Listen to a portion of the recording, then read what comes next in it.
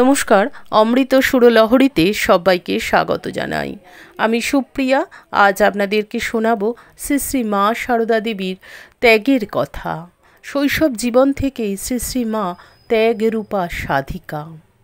একটি ছোট্ট মেয়ে জীবনের কত কিছু ত্যাগ করে হাসি মুখে জীবন যাপন করতে পারে তা আমরা দেখি শ্রী শ্রী মা সারদা দেবীর জীবনে। মা জন্ম নেন জয়রামবাটি গ্রামের অতি দরিদ্র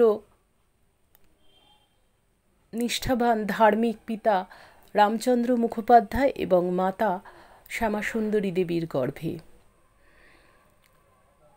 এত দারিদ্রতার মধ্যে মা লক্ষ্মী রূপে জন্মগ্রহণ করেন সেই গৃহে। শ্রী শ্রী মা তা আসার পরে তার পিতার একটু অবস্থা ফিরলেও সেই দারিদ্রতা কিন্তু ছিলই।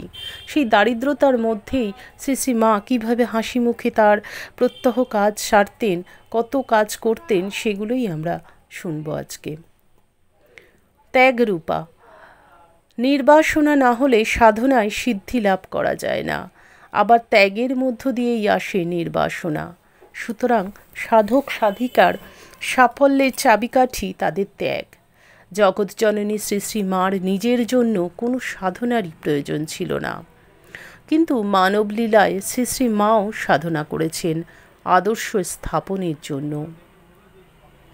শ্রী শ্রী মা বলেছেন, আদর্শ স্থাপনের জন্য যতটুকু করা প্রয়োজন তার অনেক বেশি তিনি করেছেন। তাঁর এই কথা ত্যাগের আদর্শ স্থাপনের বেলায়ও খাটে। নির্বাসনা শ্রী শ্রী মা ছিলেন মূর্তিমতী ত্যাগ। শৈশবেই তার ত্যাগের জীবনের শুরু। শৈশব থেকেই তিনি তার মাকে ক্ষেত থেকে তুলা তুলতে সাহায্য করতেন। শ্রী শ্রী মা তার মায়ের সঙ্গে ওই তুলা দিয়ে পৈতে কেটে এবং সেই পৈতা বিক্রি করে পরিবারের আয় বৃদ্ধিতে সাহায্য করতেন। ছোট ভাইদের রক্ষণাবেক্ষণ ছিল শ্রী শ্রী মায়ের শৈশবে একটি কর্তব্য। ছোট ভাইদেরকে নিয়ে শ্রী শ্রী মা তাদের নাওয়ানো, তাদের খাওয়ানো এবং আমোদর নদে তাদেরকে নিয়ে যেতেন স্নান করাতে। সেখান থেকে স্নান করিয়ে তাদের জামা কাপড় পরিয়ে তাদের জন্য মুড়ি নিয়ে যেতেন এবং মুড়ি খাওয়াতে দিতেন। পুকুরে নেমে গরুর দলঘাস কাটতেন গরুর খাওয়ার জন্য। এই সমস্ত কাজগুলো শ্রী শ্রী মা একাই করতেন। যখন এই পুকুরে গরুর দলঘাস কাটতে যেতেন, শ্রী শ্রী মা বলেছেন যে সেই সময় একটি মেয়ে তাকে এসে সাহায্য করতেন। স্বামী গম্ভীরানন্দ লিখেছেন, শ্রী শ্রী মায়ের বাল্যজীবন কত কর্মবহুল ছিল তার কিঞ্চিত আভাস আমরা পাইয়াছি। তাহার বাল্য স্মৃতি হইতে আমরা ইহাও অবগত হই যে অতি অপরিণত বয়সেই তাহাকে সময় বিশেষে রন্ধনাদি শ্রমসাধ্য কাজও করিতে হইত।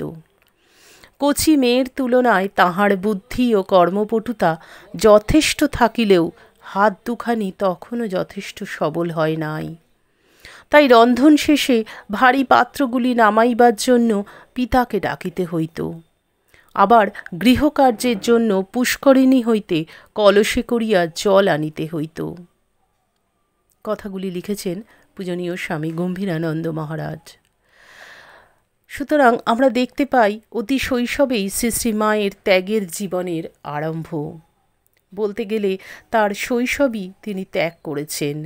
ছোট্ট মেয়ের জীবনে যে শৈশব থাকে সে শৈশব মায়ের ছিল না, তাই বলছেন যে সেই শৈশবই তিনি ত্যাগ করেছেন।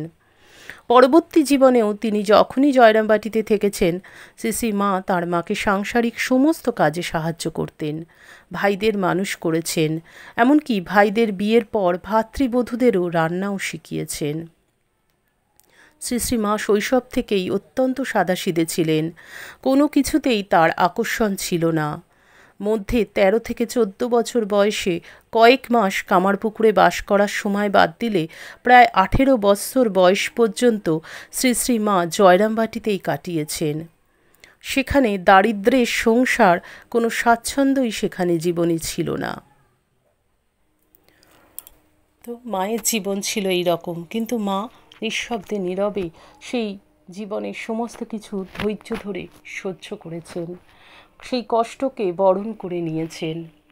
তাই আমাদেরকেও মায়ের জীবনের আমরা যদি মায়ের অনুরাগী হই, মায়ের স্মরণ মনন করি, তবে আমরাও একটু হলেও সেই মায়ের কিছুটা হলেও ধারণ করতে পারবো, আমরাও ধৈর্য ধরতে পারবো, আমরাও পারবো মায়ের জীবন থেকে কিছু শিখতে। তাই মায়ের জীবন পর্যালোচনা করা আমাদের কাছে খুবই জরুরি। আমরা কয়েকদিন ধরে শ্রী শ্রী মায়ের জীবনের এই সমস্ত ত্যাগের কথা শুনবো। আশা করি আজকের কথা আপনাদের ভালো লাগলো। আলোচনা ভালো লাগলে প্রতিদিনের মতন লাইক, কমেন্ট, শেয়ার করবেন। যারা চ্যানেলটি সাবস্ক্রাইব করেছেন তাদেরকে অসংখ্য ধন্যবাদ। যারা আমাদের চ্যানেলের নতুন বন্ধু তাদের কাছে অনুরোধ রইল চ্যানেলটি সাবস্ক্রাইব করে পাশে থাকুন। আজকের মতন এখানেই বিদায় নেব। মায়ের কৃপায় আপনারা সকলে খুব ভালো থাকুন, সুস্থ থাকুন, সকলের মঙ্গল হোক, সকলের ভালো হোক। আবার আগামীকাল আমরা মায়ের কথা আলোচনা করব। ঠাকুর মায়ের চরণে আভূমি লুণ্ঠিত প্রণাম জানিয়ে আজকের ভিডিও এখানেই শেষ করছি। হরি ওং তৎসৎ। শ্রীরামকৃষ্ণ অর্পণমস্তু। জয় মা শারদেশ্বরী, জয় তু স্বামীজি মহারাজ।